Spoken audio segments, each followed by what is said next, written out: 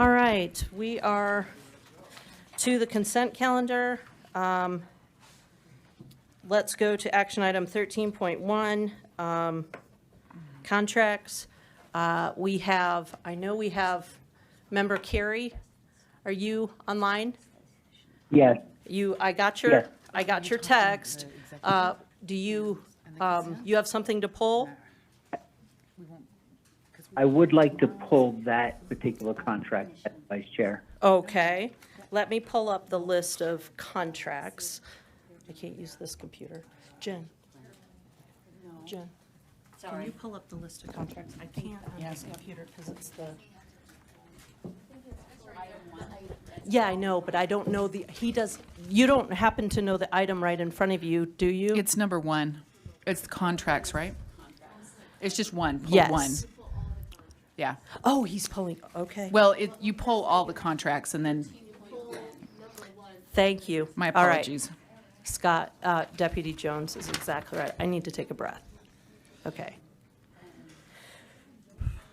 All right. Item 1 is pulled from the consent calendar. Do we have a motion on the remainder of the consent calendar, or would you like to pull another item?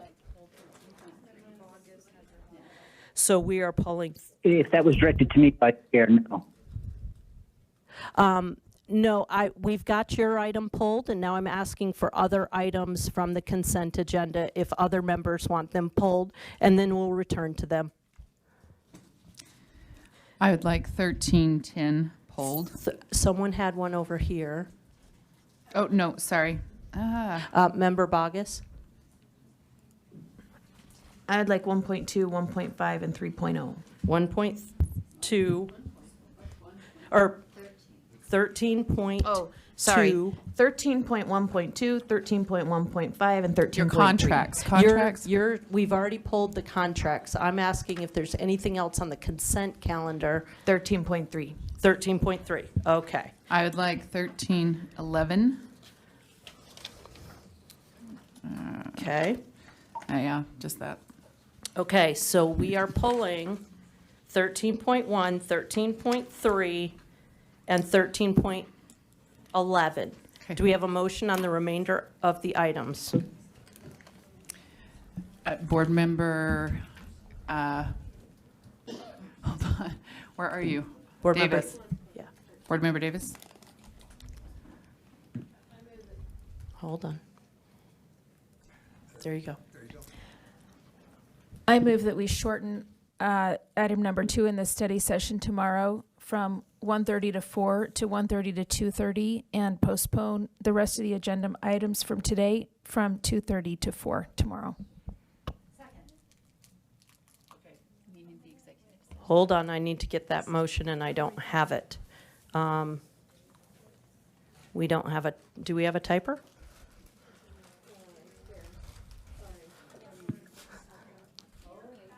Yes, just a second. Are you ready? Okay. Would you repeat that?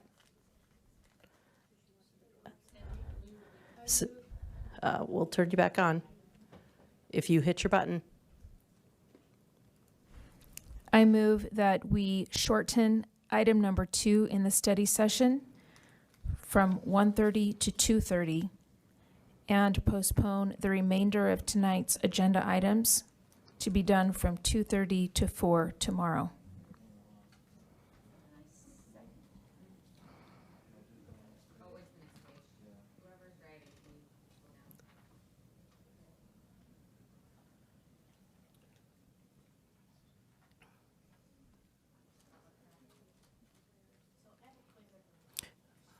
Okay, is that what your motion is, Member Davis? Yes, Is Chair, that thank you. reflected on the screen correctly?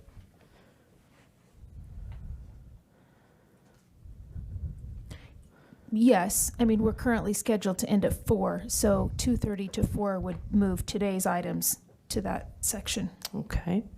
The motion's been made and seconded. I think someone had a question, a point of information. Okay. I do Board Member Hart as well.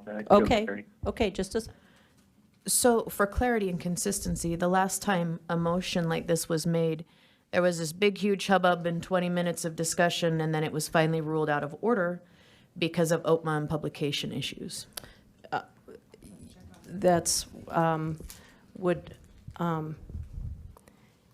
AAG Beal, is that a correct title? I'm sorry if it's not. Can you rule on whether or not that would meet our notification requirements and obligations?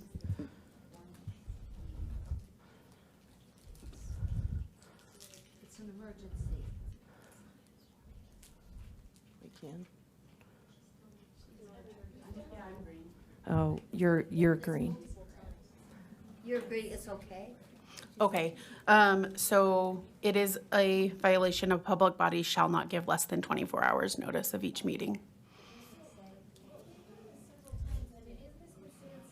Board meetings, I mean, we have done it multiple times where we fluctuate our time.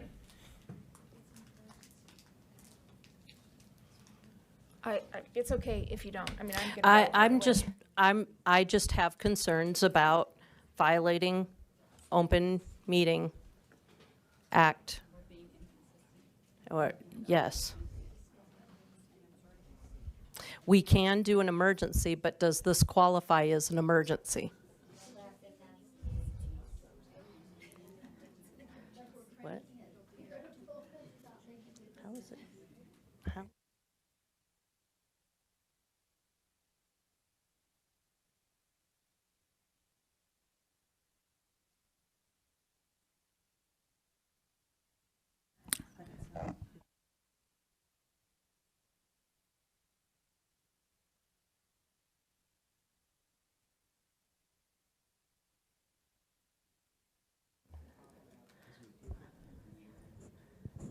I don't, well, if Ask they about say next. no, then it's no unless we defy it. Is there? Go ahead. I'll say there's not a specific definition to what constitutes an emergency.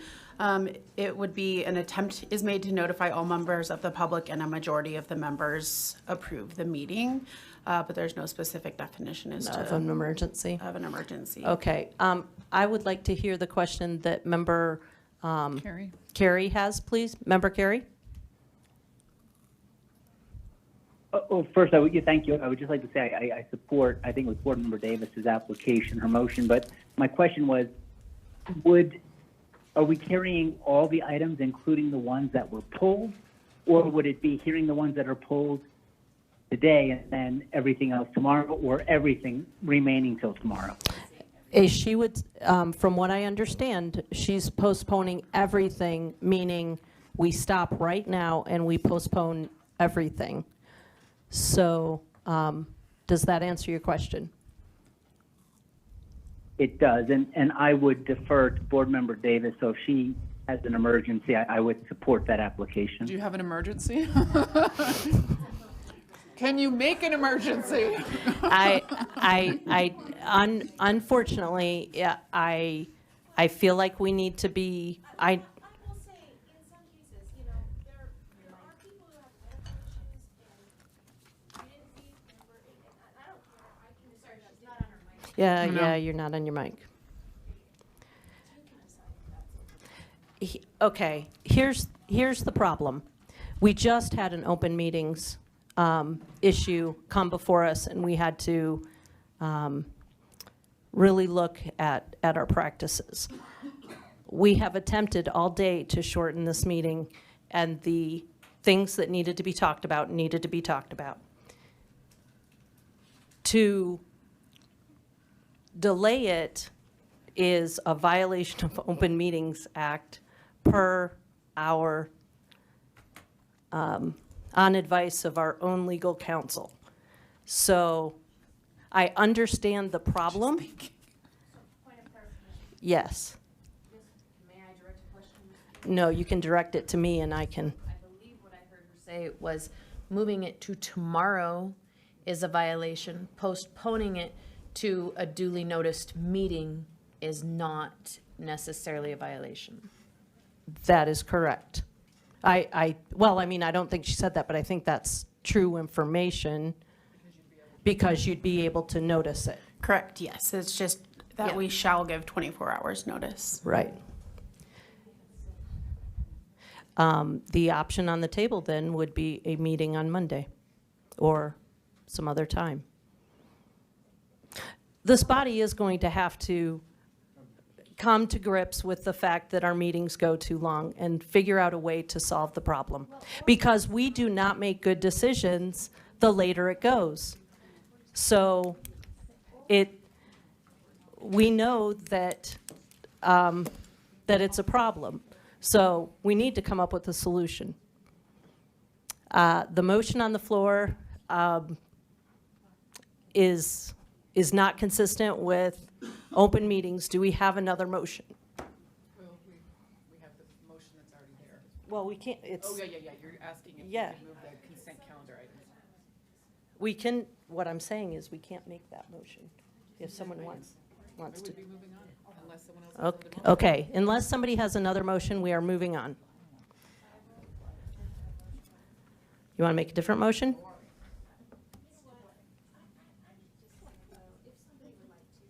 Yeah, and that's absolutely, I understand.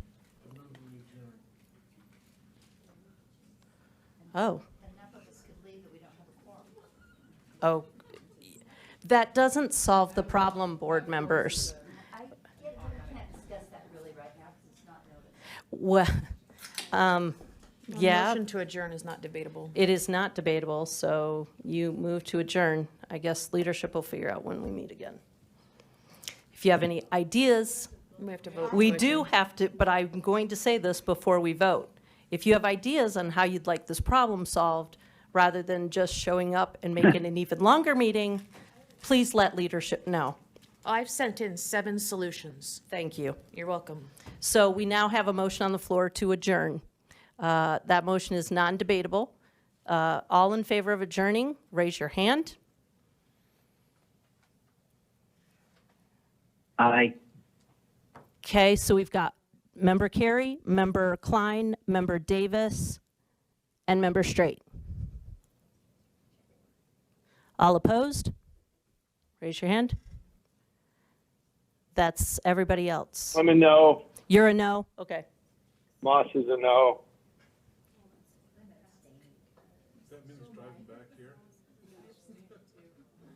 Who abstained? Abstaining counts as a no.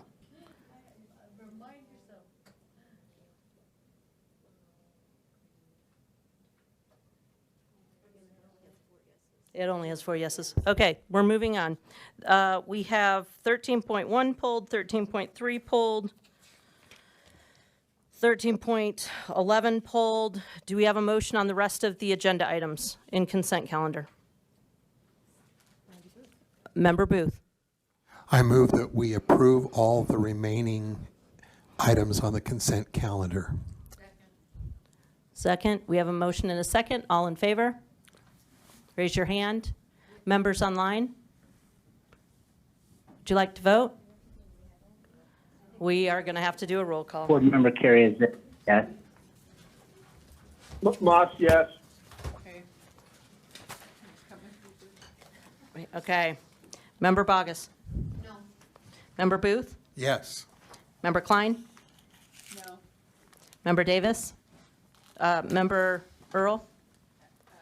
Yes. Member Green? No. I'm a yes. Member Hymus? Yes. Member Carey?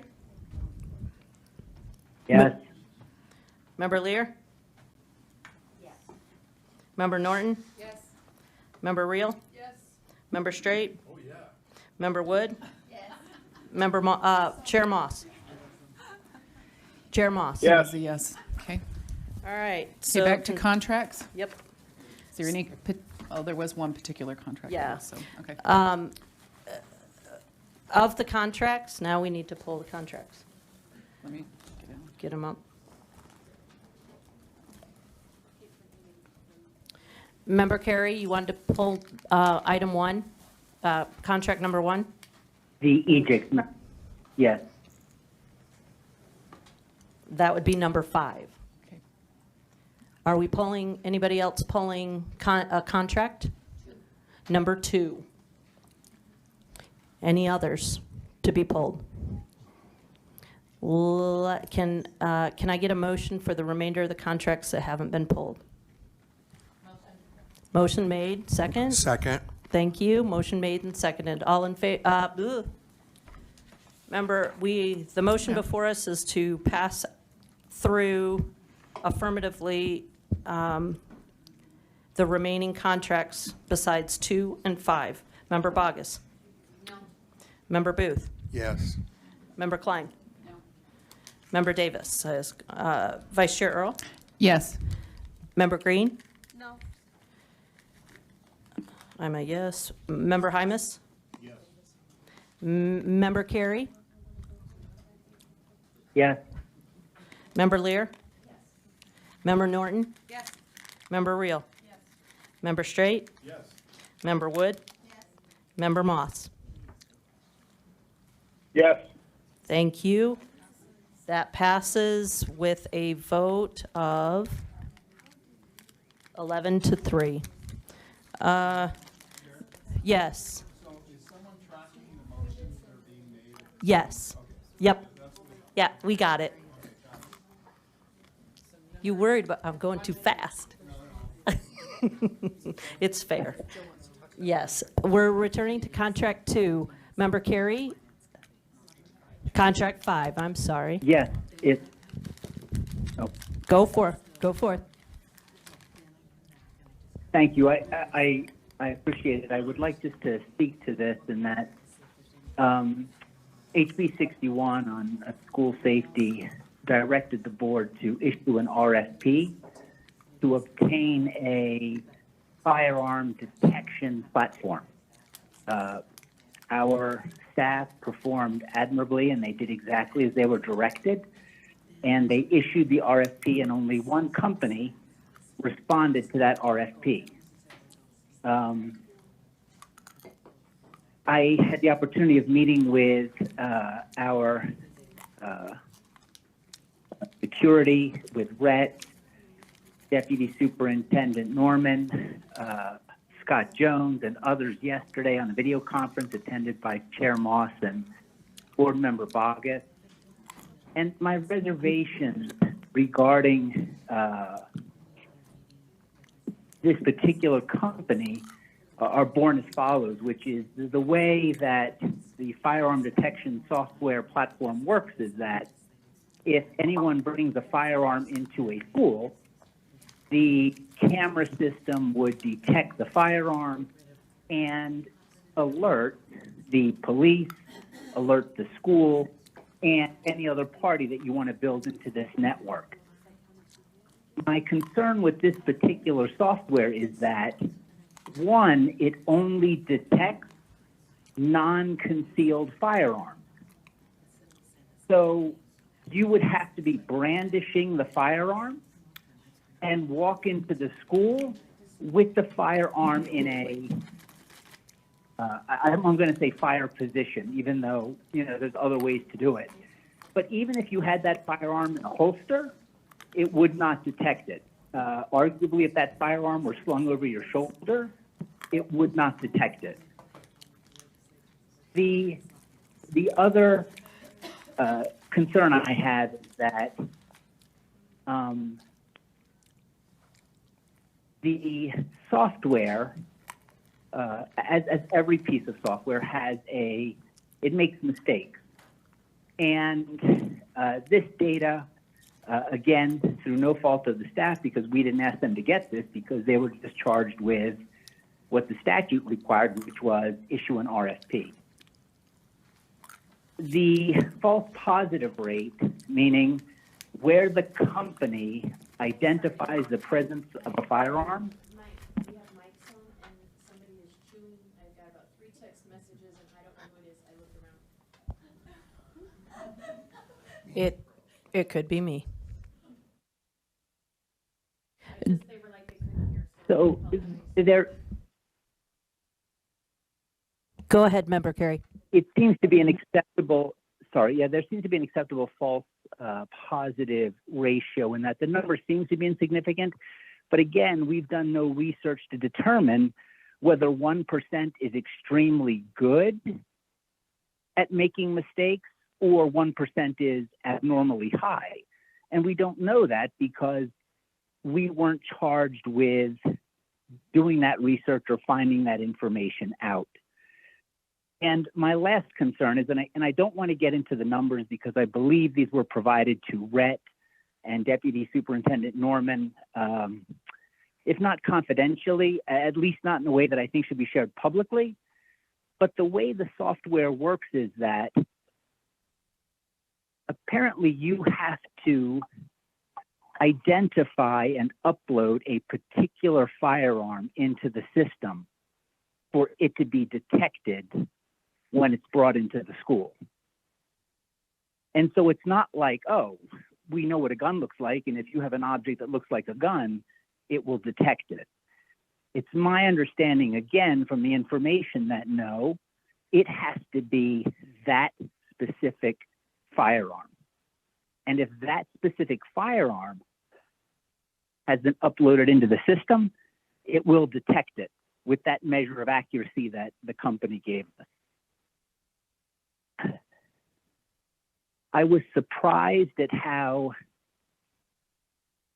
small the number of uploaded firearms into the system appears to be. And again, I want to stress that I don't know if this number is fantastic or whether it's shockingly low. Again, because we haven't done the research into it. Our task was to issue an RFP. So I spoke with Deputy Stallings about what our options were, because we have been charged as a board to issue an RFP and hire a firearm detection platform company. My motion to the board would be if we could delay that for a period of 30 days in order for staff and maybe a few members from the board, as determined by board leadership, meet with the sponsors of HB 61 to express our concerns. And then they are free to say, hey, great job, we shouldn't go forward. Or they tell us, hey, we asked you to do something, why haven't you done it? But I believe it would be a mistake in several ways. One, it's a $3 million contract. But I think more significantly, at least based on my understanding, we would not be enhancing the protection of our schools and students possibly as effectively as it could be done. So thank you, Vice Chair Hart. Thank you. Yes, but I think he made a motion. He made a motion. Did we capture that motion somewhere? Yeah, it's wait 30 and work with the legislators. Can we just get that recorded so that we don't forget where we're at? And Member Carey, just so that we get it correct, can you restate the motion that you're making? It would be to delay this consideration of this matter for 30 days and have board leadership appoint members of staff and members of the board to meet with the sponsors of HB 61 to assess, to bring them up to speed and see what they really want to do at this stage, given we've only had one company say yes. Okay. And that would be the motion. Okay, I'm going to wait till they finish typing it, and then I'm going to read it again to make sure that it's accurate.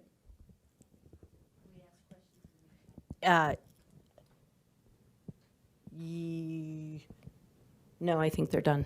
So the motion on the floor is that the board delay consideration of this matter and direct leadership and members of staff to work with sponsors of the legislation to decide how to proceed.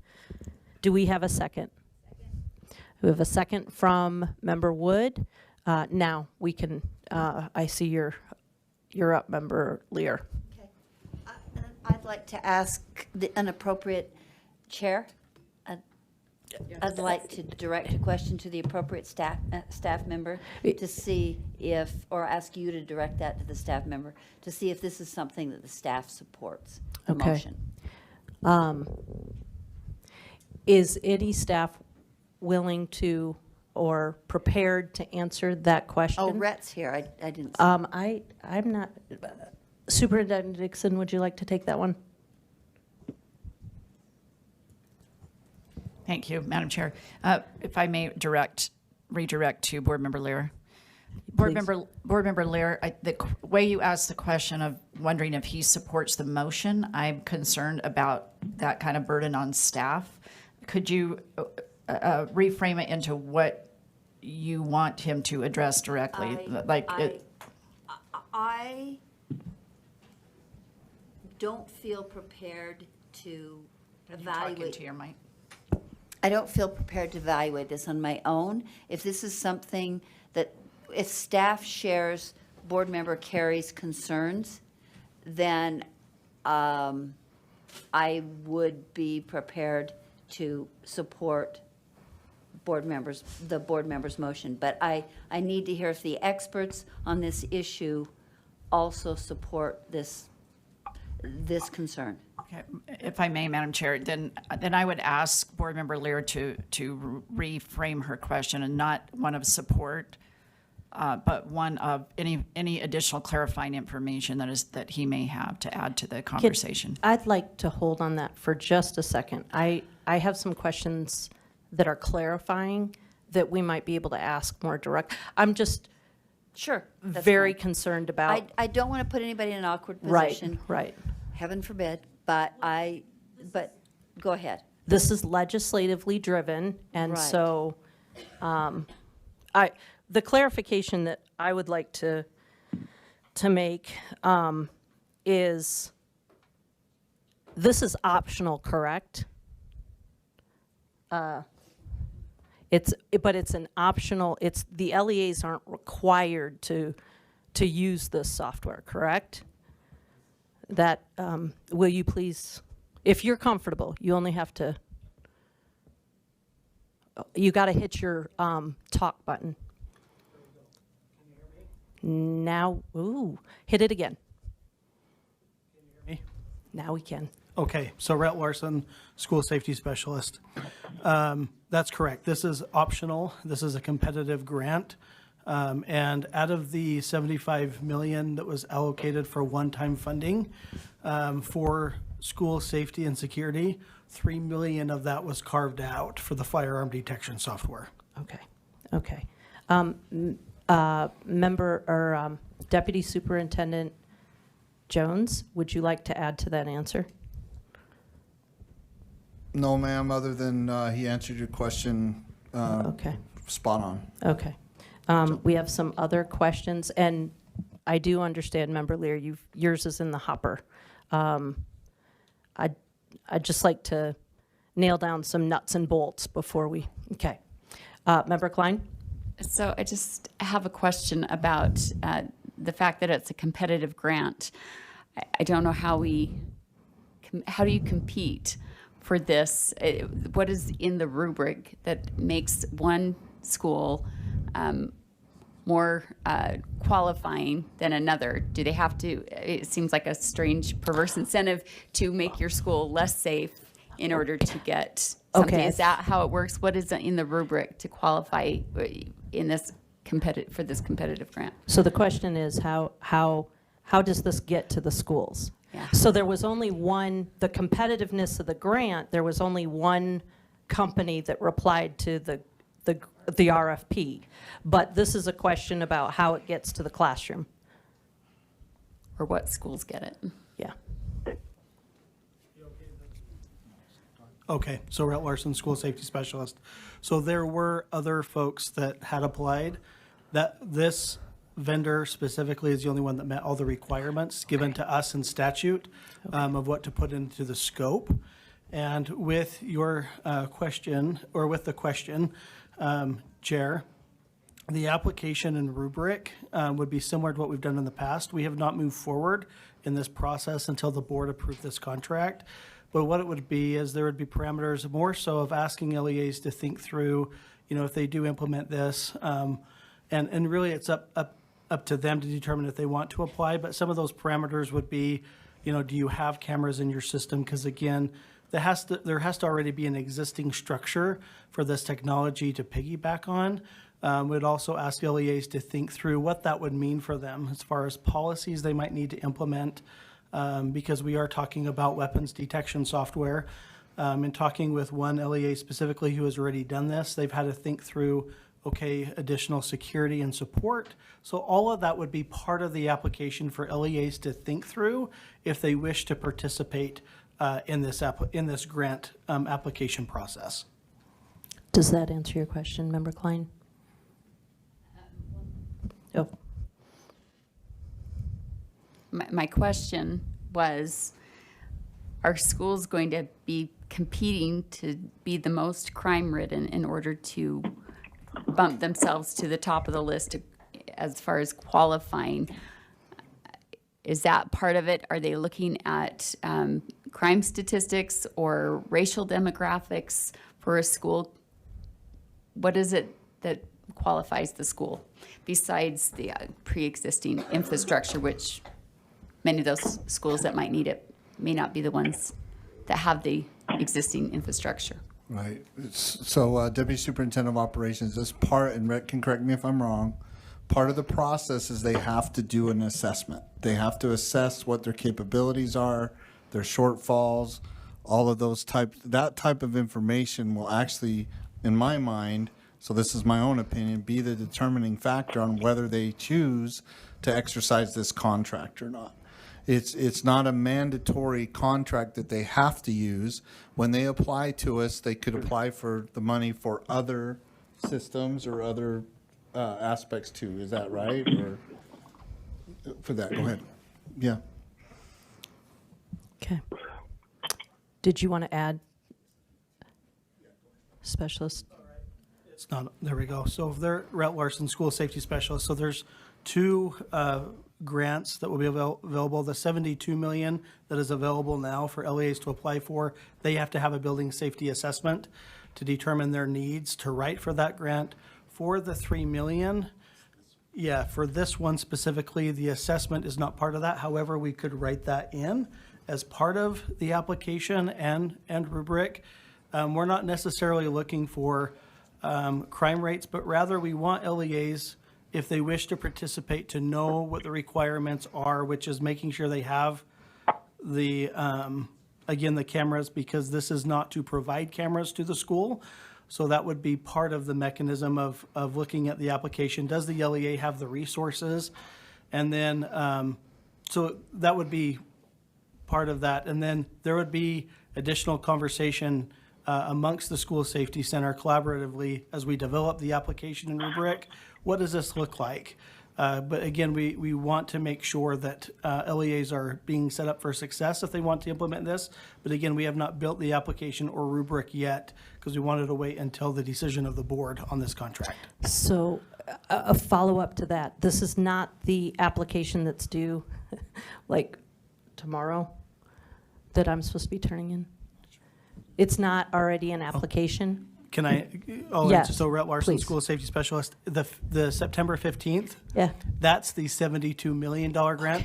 There is, and I want to be very clear on this because there is confusion in the field. Right. Rightfully so, because there's there's actually three funding sources, but one's ongoing. But for the competitive grants, the $72 million grant that's called the School Safety and Support Grant, that is due September 15th. That's where LEAs have to have their own building safety assessment, a school safety specialist designated, and the funds will be prioritized towards schools with lower student count. That is separate from this $3 million grant. Thank you for clarifying that on record. I now have some breathing room. Chair Moss, you have a question as well? Yeah, can you hear me okay? Yes, we can. Okay, just a quick question. I think some good legitimate concerns have been raised about false positives and the number of weapons in the database that can be detected. And I'm just curious what our opportunity is to influence maybe addressing some of those, issues. And I don't know that they're disqualifying. Obviously, they met the qualifications. We followed the legislative direction, and it was one that qualified, and so we picked them. And so I'd be a little nervous about backing off. But I guess perhaps the length of the contract. And I'm sorry, I can't see it because I'm on my phone driving. But do we have an opportunity to address some of those questions that have been raised, even if we do go forward with the contract? Okay. The length of the contract is what you're asking about, Chair Moss? Well, no. Can we address the issues that have been raised? And part of that goes to the length of the contract. Okay. If it's a one-year contract, then it would be up for renewal, and the provider would be interested in addressing some of those questions, right? So I see. I'm just asking about the opportunity to address that if we do choose to go forward. Okay. I think Deputy, you are not Deputy Stallings. Deputy Jones has, okay. You might have a response for that? Yes. Okay, so right now it's a 16-month contract. And so what we would do is if the board approves the contract, I would sign the contract, and then the duration of it is 16 months. And I just want to clarify something too that I was talking about earlier. With the two parts to this, with the grant and the 72 million and the 3 million, Rhett wanted to make sure that I was clear on the fact that they are mutually exclusive processes, right? But then at the same time, there'll be consideration of this. It's not like we're mandating that you, LEA, have to apply for a particular grant, whether it's the 72 million or 3. That's what I was trying to say. And that the tools that they use and the assessments that they make don't necessarily, as Rhett articulated, mean that they have to look at crime rates, things like that. Because to his point yet, the application or the rubric hasn't been set yet. So I just want to make sure I clarified that as well. 16-month contract, then it could go up for renewal again. We could re-release the RFP. Hopefully Adam's shaking his head north and south on that after that 16-month termination, or not end to the contract. It's not termination, end of the contract. So it's just basically a cooperative contract that allows access of LEAs to use it. So. And there's no force of that. Yeah, it doesn't stipulate that you, LEA, have to do this. We don't determine that a particular LEA has to use it over another LEA, anything like that. So, all right. But I do want to say too, ma'am, just real quick, that Board Member Carey's questions and concerns are very valid, and we would answer those regardless of, well, not regardless, but in addition to the board approving it or not, we would continually follow up with those and do this. Okay. Member Straight. So can I address directly? Or do you want me to ask you the question? You need to ask me. Okay, so it talks about in this article about that this is just part of a comprehensive incident response, and we've heard that, 3 million and 72 million. What does the other 72 million look like, and do we have anything in regards to that, or is that controlled somewhere else? That would be an offline question. We need to stick to this one. Okay, so And I'd it's be glad to- comprehensive. yeah. It's comprehensive. I'd like that Yeah. addressed to understand that better. Okay. Would you like to? Okay. Please press your button.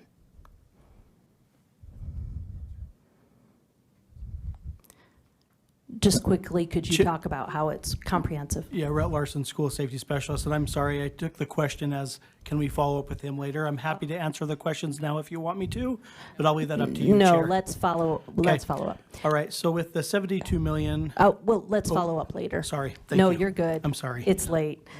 Member Moss, you had a follow-up. Well, I think it was answered. I guess the question was just whether, can we ask them to, for example, add to their database of guns that they have so that they enhance their ability to recognize those, to Member Carey's concern. If we have a 16-month contract in place, is that a legitimate request that we might make during that period?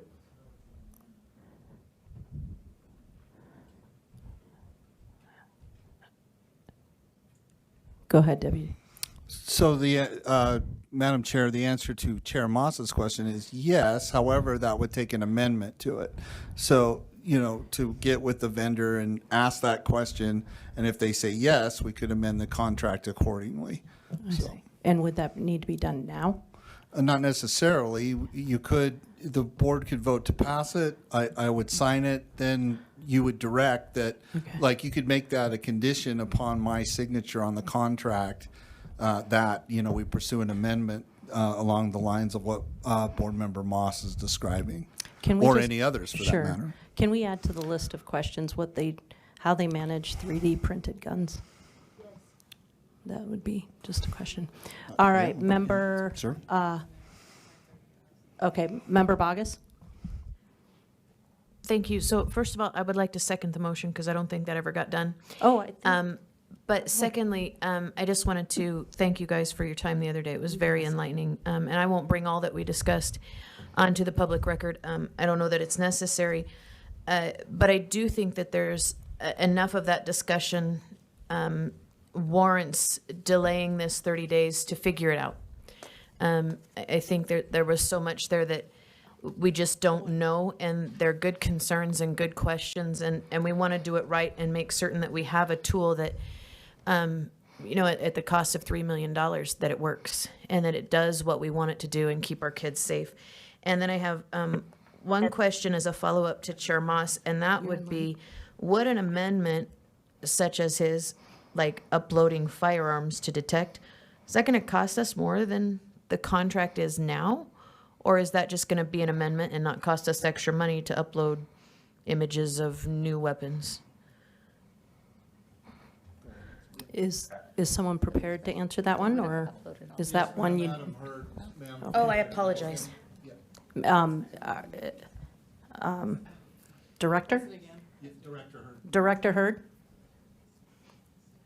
I need to turn mine off. Yeah, please. I got you in line, though. There you go.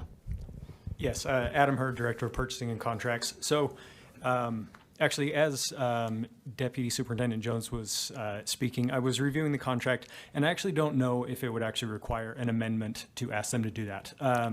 The information we received about the number of firearms that the system is currently designed to detect was just information that we were provided supplementally from the vendor afterwards. So from what I can tell by reviewing the scope of work again, there isn't anything specific about the number of firearms that it currently detects, or whether they would add more in the future, or whether it's a set list. So I don't think it would require an amendment to actually ask them to do that, or to or that, you know, that they may do that already, but it may be a list that they're continually adding. So to answer the question, my opinion is I don't think that it would require, or that it would cost any more to have those, to have an ongoing list of additional guns that would be included. Thank you. Member Earl, Vice Chair Earl. Yeah, just two things. I guess I'm just getting a note that this is used in other areas, and we're actually not, that we're being asked not to discuss the firearms that are not detected, just so that's not. It creates risk. Yeah, creates risks for students to, or other individuals in our schools. There's a little bit of a risk there. I just wanted to maybe address just a little bit of what Board Member Klein was asking earlier about. I reached out to my districts. I didn't get, there are 2 of the 7 I didn't get a hold of, but asked them about their perception of this. And I'm just giving the feedback that I got almost unanimously from them.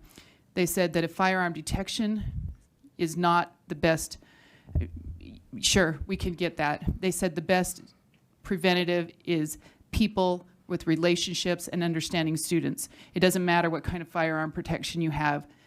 Some things can go awry. They said they would prefer, their concern is if we go towards products and technology versus emphasizing that people think, and I know that this is in association with a law.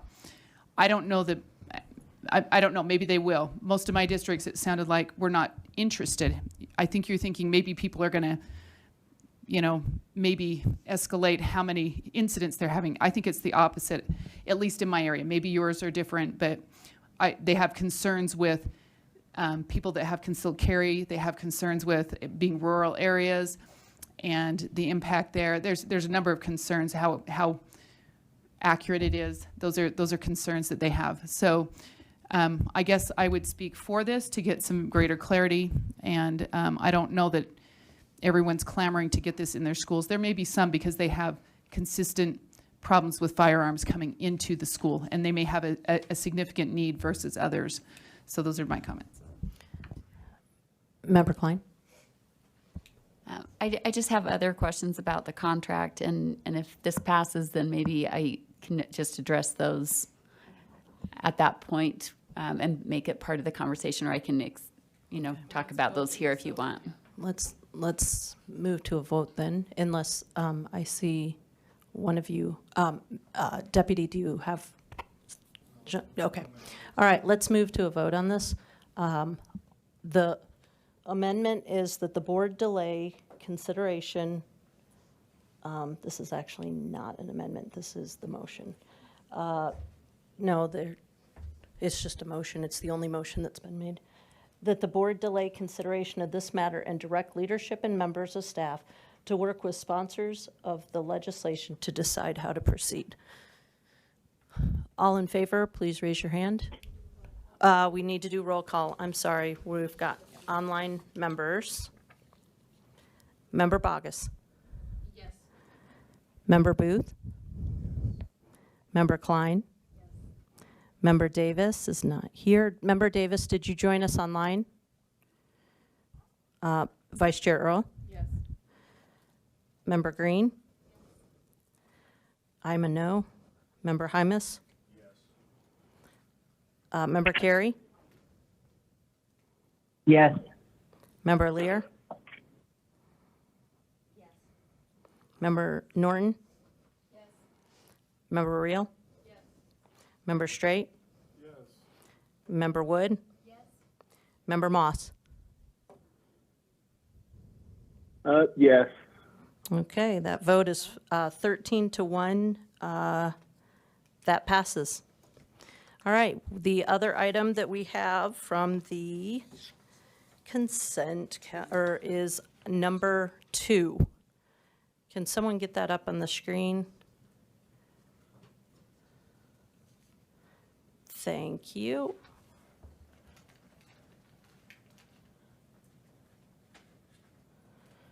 Okay, and I believe, Member Bogus, did you pull this?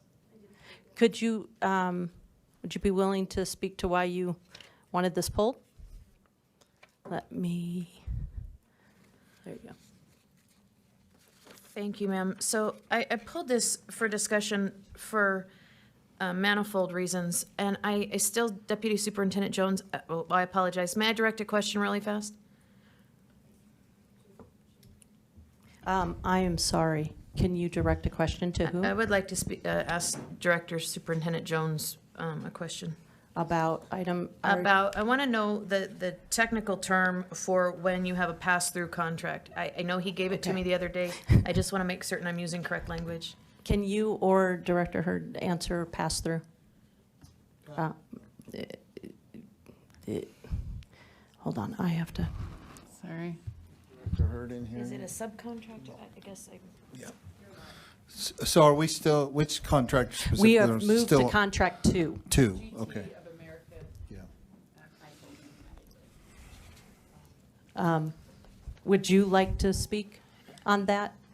I guess I just want to know the correct terminology, so I'm not using incorrect terminology and I confusing understand. everyone. I understand. Go ahead. Yes, Adam Hurd, Director of Purchasing and Contracts. So the question is, if it's the correct terminology to say pass-through contract? Is it a pass-through contract, a subcontract? What is the definition of a pass-through contract? Well, I'm not familiar with that term, pass-through contract. I would probably refer to it as subcontract. I don't know if there would be a more correct or different term for that. Member Bogus, did okay. you see that somewhere? Well, yeah, so the name here is MGT of America Consulting, but then it appears as if we've got manifold, we'll call them subcontracts, and if that's not the correct language, can you correct me, please? But we've got manifold subcontracts, Ed Direction, United Way, a manifold number of subcontracts, and then there's some assertions in one of these documents that doesn't really align with the law as it's written, and I guess when we have these pass-through or these subcontracts, but it says this, but it's actually this, it just causes me so much consternation because it's hard to track, it's hard for the public to track, and then I can't imagine that it's easy for accountability to take place when your contract is with MGT, but your accountability issue is with one of their subcontractors. I just don't know exactly how all that works, and I think the question is, can it actually work? Can we hold these subcontractors accountable if our contract is not actually with them? So, Director Hurd, can you answer how we hold subcontractors accountable in that kind of situation? Yes, so our terms and conditions do address that, and any subcontractors are held to the same terms and conditions as the primary contractor that we have a contract with. So in this situation, just to clarify, I think there are a couple different relationships. There is MGT, which is the vendor that we have a contract with. One of their subsidiaries, Ed Direction, is also the main vendor who I think is performing the services for this. But as you mentioned, there's also United Way. I think United Way would be the subcontractor. But all of the vendors participating in performing these services are held to the same terms and conditions in our contract. May I follow up? Yes. So if they were to violate those, how do we hold them accountable if our contract is not actually with them? Do we not have contracts with them? Yeah. So maybe I read it wrong, but as I read it, my understanding is that our agreement is with MGT, and then MGT enters into an agreement with these other people. And if that's correct, then I'm wondering how, as a state board, we hold the subcontractors accountable when things go rogue. Someone's back In there. the, I don't know who's in the back shaking their head that wants to. Kennedy Jones has the answer. who's, Oh, okay, that's fine. who is, Just to clarify, Allison Miller with MGT of America, so. Oh, oh, you know hold what, though, on. we can't have you. We don't, we don't, Sorry, it's. thought it was staff, but. Yeah, We have staff too, though. yeah, okay. Yeah. Deputy Jones? That's okay. My apologies, I didn't know it was contractor. Oh, Okay, I'm ready. So, and Adam can correct me if I'm wrong, I think I understand Board Member Bogus's question, or her concern, or what have you. And we'll use the term subcontractors of any contractor, let's take this one out of it, are held accountable through the contract that is with the main company. So if a subsidiary or a subcontractor doesn't perform, we can hold the agency or the business responsible for their lack of production through the contract. Is that correct, Adam? Yep. So does that answer Board Member Bogus's question or address her concern, Madam Chair? Think on that for a minute. Vice Chair Allen. yeah, so I've sat in just a couple of meetings trying to get some information about this. My understanding, the legislation requires someone to then oversee this. To me, this is frustrating because I feel like we have a third-party provider providing, and it's that layered, right? That was what was in the legislation. We're actually fulfilling the requirements of the legislation. There's probably different ways to do this, but that was the requirement. Now, with that being said, my understanding from this contract is that we have a relationship that if we have a problem, that we can address that anytime during the contract. We have staff that are following up on this. It seemed Susie Estrada, am I using the right person? Mm-hmm. We've had numerous conversations with her, or at least I have, engagement there, and I feel like she has a handle on what's going on there, and that she will be following up on this. That is my understanding. of this. I feel like it's one of those things where I would have liked it structured different, because I do think there's complications when you have a person that then contracts with another person, and then they're right? I mean, it's this layered thing, and then it seems very distant. But it seems as if the provisions in there and the entities at our level are following up and will be following up throughout, and we can poll if ever there is a question. Leanne, did that sound right? Okay, because she's been in on some of those conversations too.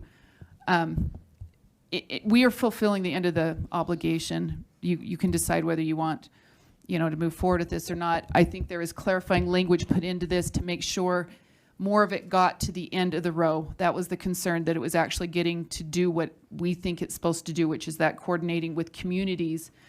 We'll see if that happens, but that's what it looks like. So anyways.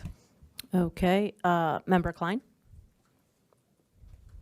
I have so many concerns about this. I will not be supporting it for a multitude of reasons. But I think we'll just. Okay. Thank you, Member Klein. Member Bogus? Thank you, ma'am.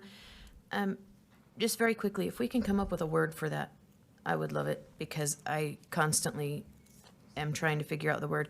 I guess I would just speak against the motion to approve this. I think we need to sit down with our legislators. I view the infrastructure of this as a delegation of our authority and a dereliction of our duty to oversee.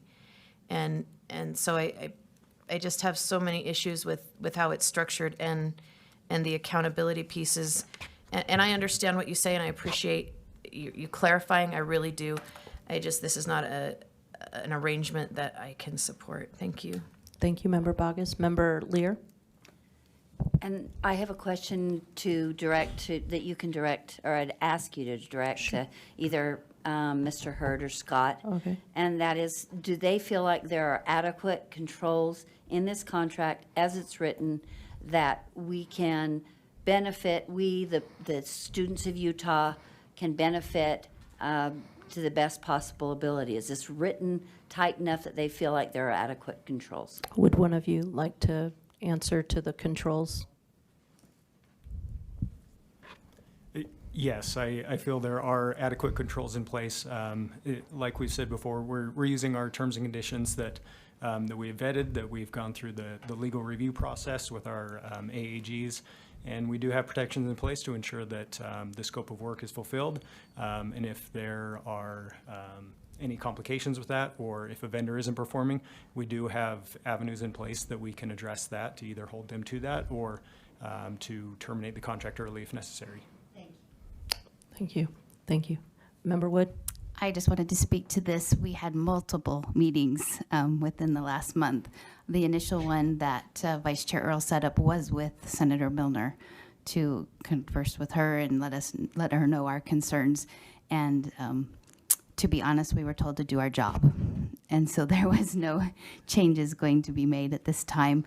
And therefore, we did our best to make the deliverables there, to look at how it will reach parents. That was my concern, was there was a lot of meetings, and you can have a lot of meetings that go nowhere. Mm-hmm. And I wanted to see that in the end, these meetings led to meaningful changes in literacy for our children and families.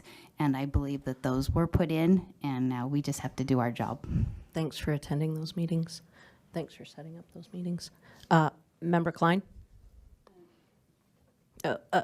Yes, thank you. In reading the contract, I do have a couple concerns I wanted to bring up. To me, it looks like hyper control and intrusion into the community and family space under the guise of family engagement, using communities of practice, which is not about literacy at all. It's an entirely different structure, it looks like, is being put in place at the community level under the guise of all hands on deck for literacy, but it includes the PPFS, I think it's called, that is about, it's kind of the Maslow's hierarchy of needs, but on a community level, saying that if kids aren't being fed, then they won't learn they can't become literate. And so it's providing for all children, the needs of all children, not in just literacy, but as far as their other needs are concerned, being fed being one of them, and then creating all of these excessive programs for families with where they come to the school on a regular basis, and where the school becomes the center of community life and family life, which is highly problematic. That's not what this science of reading was sold as, but that's what how the contract reads. So I have grave concerns about this being so much more than just a literacy program. Thank you, Member Klein. Member Straight? The basis of family engagement has been shown to influence student achievement, and I would say that food is one of those things that helps students be in a position where they can learn. I had concerns. I didn't attend the first meeting, but I did attend the second and third meeting. Staff was very responsive to all the concerns. By the time we were finished, the meeting just 2 days ago only went 20 minutes because the issues were addressed, and they were addressed clearly and understandably. And under the parameters of the code as it is written, I believe what we have is in alignment with that legislation. And so that's why I support it. Thank you. Thank you. Seeing no other, we'll move to a vote. It needs to be a voice vote. We'll start from the bottom. Member Moss? The motion on the floor is to do a wait. Oh, my heck. Will someone please make a motion? Member? I move that we approve contract number 2, the vendor agreement with MGT of America Consulting Limited Liability Corporation. Do we have a second? Second. We have a second from Member Wood. My apologies. We've already spoke to it. Let's vote. Member Moss? Yes. Member Wood? Yes. Member Straight? Yes. Member Reel? Yes. Member Norton? Yes. Member Lear? Yes. Member Carey? He's back in. Okay. Member Hymas? Yes. I'm a yes. Member Green?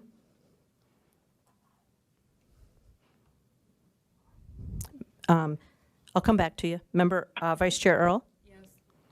Member Davis? Member Davis, did you join online? Member Klein? Member Booth? Member Bogus? No. Okay. Member Green, did you want to vote? No? Okay. All right. So 10 yeses, 3 noes. That passes through. Thank you very much. 13.3. Okay, so moving on to 13.3. Thank you, and thank you to the organization for being here. We thank you. 13.3 is approval of meeting minutes. Did someone, well, it got pulled. I would move that we approve the meeting minutes. Okay. It's seconded, moved and seconded. Anyone want to speak to that? Okay. We need to vote on it. We'll start at the top. Member Bogus. Member Booth. Member Klein. Member Davis. Member Vice Chair Earl. Yes. Member Green? Yes. I'm a yes. Member Hymas? Yes. Member Carey? Oh, yeah, I'm sorry. Member Lear? Yes. Member Norton? Member Reel? Yes. Member Straight? Yes. Member Wood? Yes. Member Moss? Chair Moss? Yes. Okay. Yes. That passes unanimously, and we have one other item, and that is 13.11. do we want to get a motion on the floor? Can we get a motion on the floor? Yeah, but we need a motion first. Member Lear, The board approves item 13.11. okay, is there a second? Does any, Member Hymus is seconding. Now we have questions. Member Bogus. Oh, Member Booth, I'm sorry. Go ahead, Member Bogus. Thank you, Vice Chair. Hart, I am wondering, I've looked through this document and I did not send this email because I don't know why, it was way early in the morning. What exactly is a, quote, school food authority? How is that defined? Is there a member of staff that could and would be willing to answer Please. that? Thank you for being here. Would you also please state your name for the record? Thank you. Kathleen. Oh, I would press hold it on. one more time. Press it, yeah. Kathleen Britton, Director of Child Nutrition Programs. School Food Authority is a child nutrition director at each LEA. Oh. That is not what I inferred by reading the documents, Well, and so I okay. appreciate that. Thank you. Yes, That was thank you. not even close to what I thought she was going to say. All right. Well, do we have any other questions? Member Klein, let me get your mic on. There you go. So it looked to me like, and maybe you can just confirm, that this is it said it's establishing, it's establishment, maintenance, and expansion of the school breakfast program. So is this, how far are we expanding this? Is it limited in scope, or are we universalizing it? Yeah, I think it's equipment. Go ahead. So basically, it's an equipment grant that is for any of the National School Lunch Program. They're promoting people to buy equipment to help the school breakfast programs, but the equipment doesn't necessarily have to be used for the school breakfast program. It's for any of the child nutrition programs. So this isn't to expand the program, it's simply to buy the equipment. To help buy the equipment to help the programs. Okay. Oh, sorry, go ahead. But that implies that the program, the school breakfast program, will be expanded if we're buying equipment for it. Not necessarily, like there are schools that don't have working, like ovens, or they bought their equipment third hand. So they would use it for school lunch? Well, for the programs that they offer. What they offer. Okay. And I answered for you just because Yeah, all schools participate in the breakfast. If you participate in the lunch program, they participate in the breakfast program. So they- it's already It's okay. one, and so this is, as board member mentioned, that it is to upgrade their equipment or to improve if they don't have an oven yet, to get an oven or a warming unit or anything to help the production of food. Okay. Thank you. Member Bogus. Thank you, ma'am. I just have a follow-up question. As I read this background, to eligible school food authorities, and if that is a position as opposed to a program, I guess I just have some consternation about how this all plays out. So I understand that the cafeteria managers can apply for these grants. Is that, so it wouldn't be the superintendent applying for these grants. The food service manager would be the one that signs this particular grant opportunity. Would that be correct? Yeah. Correct. It goes to the Utah grant system, and they have to apply with the correct procurement of what equipment they're purchasing and be approved for it. Okay, so I have a follow-up. Is it possible for an SFA to be a subcontractor and not an LEA? Or No. a subcontracted food service agency? No, an SFA means a school food authority. The school food authority is a child nutrition program director. So they run the child nutrition programs at an LEA. That's just how the federal government names them. But these people are employed by our LEAs, supervised by our, Correct. oh, that's what I needed to hear, thank you. Yeah, yeah. Okay. Any other questions moving forward? I see none. So let's go ahead and vote. Again, it's a voice vote. We will start at the bottom this time. Chair Moss? Chair Moss, did we lose you? Yes. Yes, okay. Member Wood? Yes. Member Straight? Yes. Member Reel? Yes. Member Norton? Yes.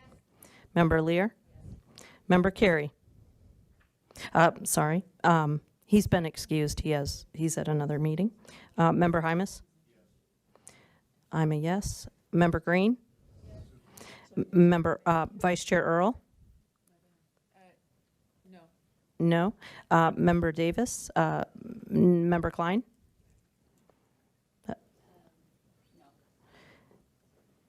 Member Booth? And Member Bogus? Okay, with a vote of 10-3, that contract passes through affirmatively. All right, that concludes. There are 2 board members gone.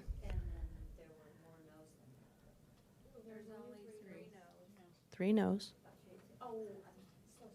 No, it's okay. You need to check my math. That's very irresponsible.